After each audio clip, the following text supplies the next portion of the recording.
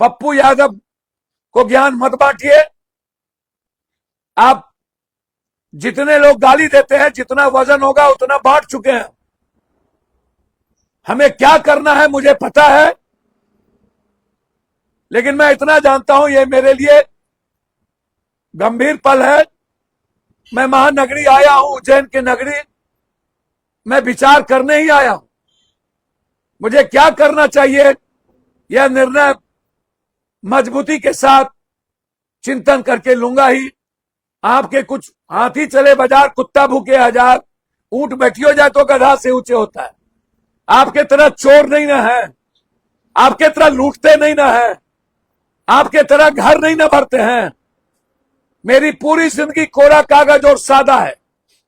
मेरा सब कुछ गरीब का है, वो रहेगा, लेकिन उसकी सीमाएं क्या होगी ये इस पर जरूर मैं विचार करूंगा। फिर आग्रह करूंगा विपक्ष से, एक होने की, डरने की जरूरत नहीं है। दीदी से संघर्ष सीखने की जरूरत है।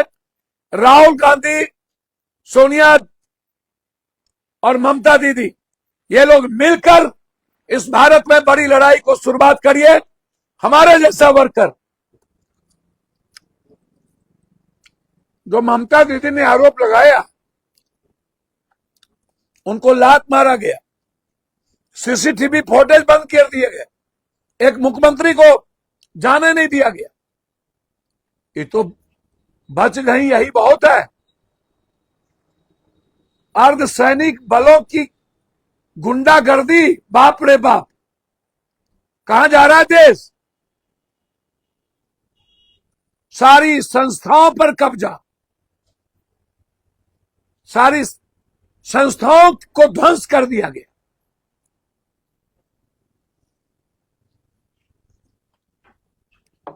इतना बड़ा आतंक राज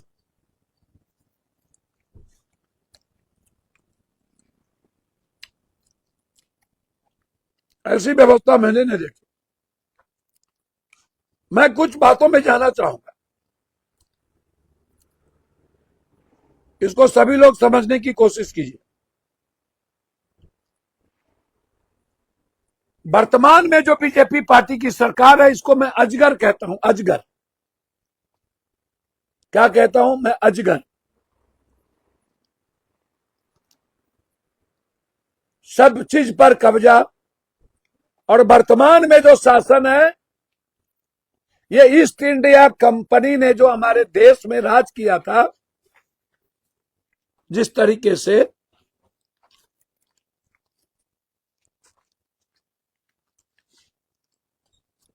वो आज सब कुछ उससे ही तरह सब कुछ दो व्यक्ति के लिए सारी पूंजीपतियों, अदानी अंबानी, अदानी अंबानी, अदानी को 3 लाख करोड़ रुपया का कर्ज दिया गया और अंबानी को 2 लाख करोड़। और ये चुनाव सिर्फ अदानी के लिए जीता गया है, जो अभी जहां राहुल गांधी जी हमारे गए थे। 1 करोड़ वृक्ष को काटने की तैयारी।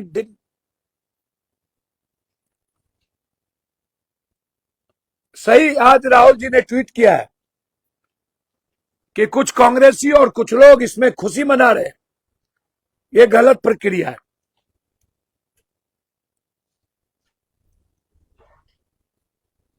हमें विचार करना हो।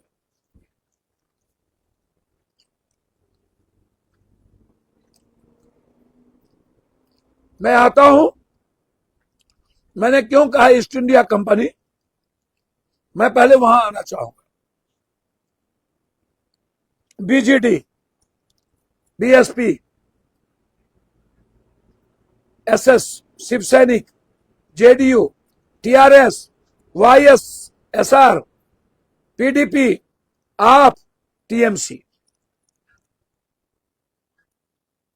बाला साहब ठाकरे, बादल, रेड्डी,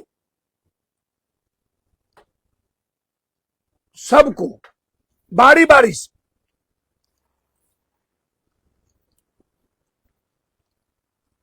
पूरी प्रक्रिया आप उठा के देख लें, बारी बारी से बाला साहब ठाकरे को खत्म किया गया, बादल को खत्म किया गया, बादल से बदला लिया गया। याद करिए, महबूबा को इन्होंने सरकार बनाई, फिर महबूबा को लात मारा। इन्होंने सबसे बड़े अलगाववादी के साथ सरकार बनाई, सबसे बड़े। आप याद करिए, सोचिए, इन्होंने भजनलाल को बर्बाद किया, बंसीलाल के परिवार को बर्बाद किया, इन्होंने बर्बाद किया चौटाला परिवार को, बीएसपी को बर्बाद किया, टीआरएस को बर्बाद किया, जेडीयू को बर्बाद किया, वायरस को बर्बाद किया, आपको बर्बाद। अब सोचिए मैं क्यों ये बात कहने जा रहा हूं, इसको गौर से समझिएगा। 29 साल पहले ममता दीदी 1997 में कांग्रेस से रिश्ता तोड़ा था, और मुकुल राय मिलकर के तृणमूल कांग्रेस बनाई। सीपीएम और सीपीआई कांग्रेस को खत्म करने के लिए इन्होंने सबसे पहले, दीदी ने क्या किया, दीदी के साथ क्या किया इन लोगों ने, और क्यों क्या किया, पहले उस पर आऊंगा। दीदी को मिलाया, दीदी को मिला करके ये भाजपा की एंट्री सबसे पहले 97 में हुई। आप समझिए, 97 में होने के बाद मुकुल राय बाद में भाजपा ले चले गए। 1999 में ममता बनर्जी भाजपा के नेतृत्व वाले राष्ट्रीय जनतांत्रिक गठबंधन एनडीए की सरकार में रेल मंत्री बन गई। 2001 के शुरुआत में ऑपरेशन वेस्ट एंड के जरिए रक्षा सौदों में रिश्वतखोरी का बड़ा मामला उजागर हुआ, ममता दीदी रिजाइन कर दी। 2001 में बीबीसी का एक इंटरव्यू में जब ममता बनर्जी से पूछा गया क्या उनकी पार्टी एनडीए में लौटने के लिए कोई संभावना है, तो उन्होंने जवाब दिया, हां, टीएमसी के घोषणा पत्र के मुताबिक भाजपा हमारी स्वाभाविक सहयोगी है। आप याद करते जाइएगा, ऐसे नहीं। 2003 में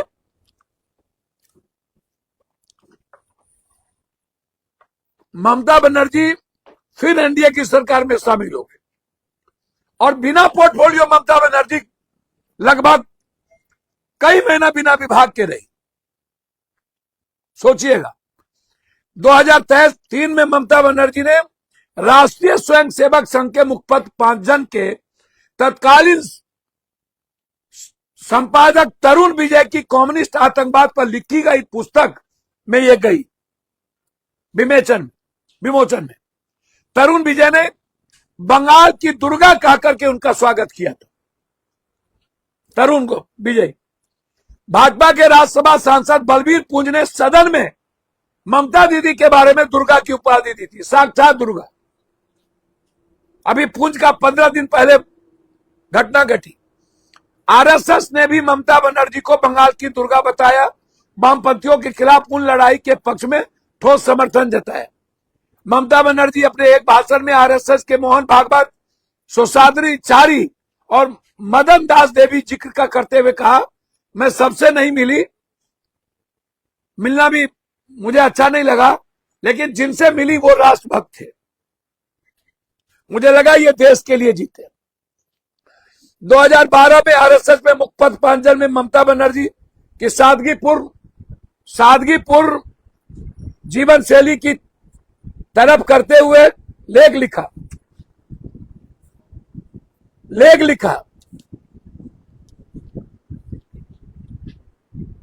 कहा कि ममता उन बिरले राजनीति में है जिन्होंने राजनीति का इस्तेमाल पैसा कमाने के लिए नहीं किया।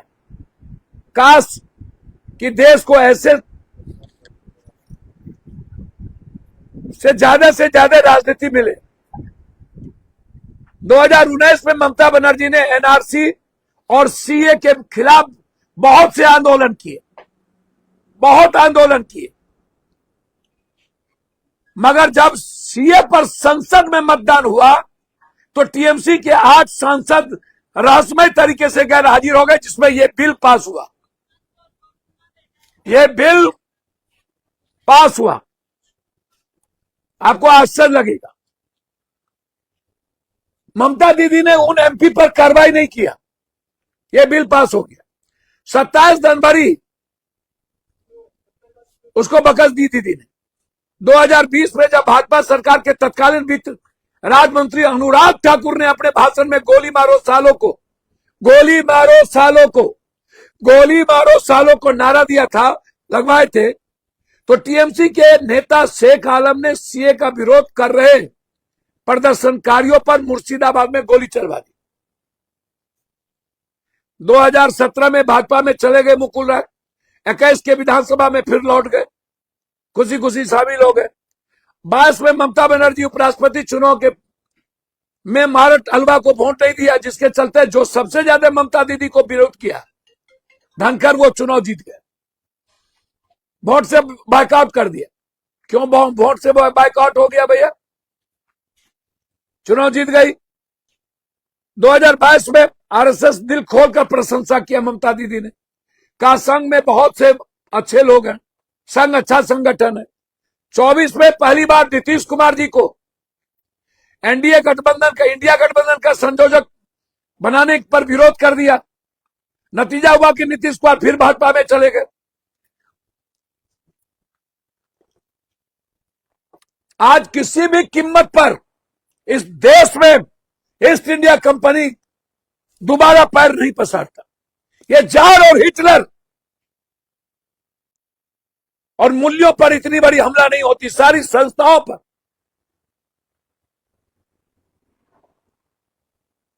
और नीतीश कुमार का विरोध ममता दीदी के द्वारा करवाया गया। 2024 के लोकसभा में ममता बनर्जी इंडिया गठबंधन से अकेला चुनाव लड़ी और फिर चुनाव नरेंद्र मोदी चुनाव जीत गए। अब मैं बार बार कह रहा हूं, ममता दीदी को अजगर के तरह गिल गया ये बीजेपी। दीदी आज वही काट रही है जिसमें इन लोगों को बोने का मौका दिया। सबसे ज्यादा दुख आज दीदी के मुद्दों को लेकर के राहुल गांधी को है, पप्पू यादव को है, सोनिया गांधी जी को है, प्रियंका गांधी जी को है। सब मजे ले रहे हैं। आप हमें बताइए, एक बात बताइए, एक बूथ पर कितना कैटो बक्सा? 3 या 2? 3। लगभग 10 साढ़े 10 घंटा, मान लिया 8 बजे से साढ़े 6 बजे तक भी यदि वोट गिरा, कितने वोट गिरने चाहिए? 950। यदि 2 ही मिनट में कम से कम दूं, जबकि 3-4 मिनट लगेंगे, कितने वोट कास्ट होंगे? 3 बूथ हो तो 950, 900, 920। मैं देश के लोगों से और बिहार की जनता से पूछना चाहता हूं, 92% जनता, 100 में 92, आप अभी किसी गांव में दिखा दो, किसी शहर में 60 से ज्यादा पंचायत में वोट कास्ट करने वाले लोग नहीं होते। फिर ये 92% वोट कहां से कास्ट हुआ? जब आप 27 लाख वोट को वोट देने नहीं दिए, तो क्या 27 लाख वोट को आप बाहर से लाए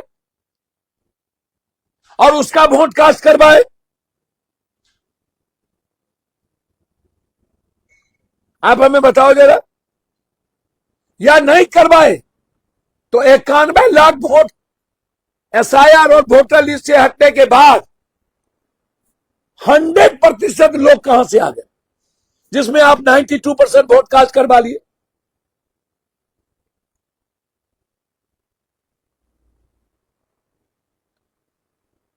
क्या यह जांच का विषय नहीं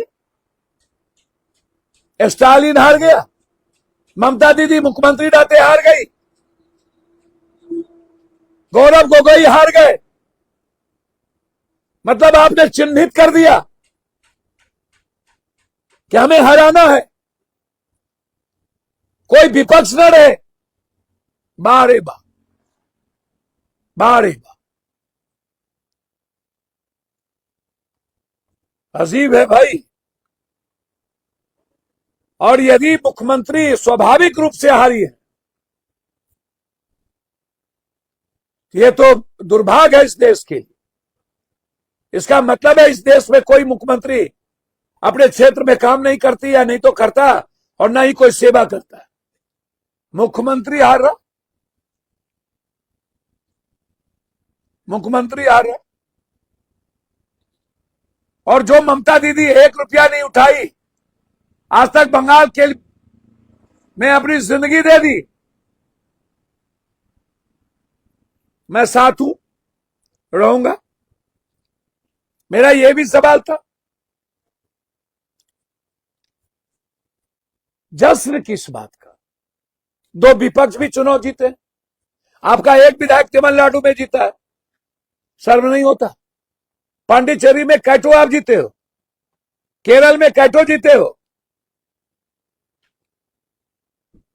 अजीब हो गरीब कहानी है भाई।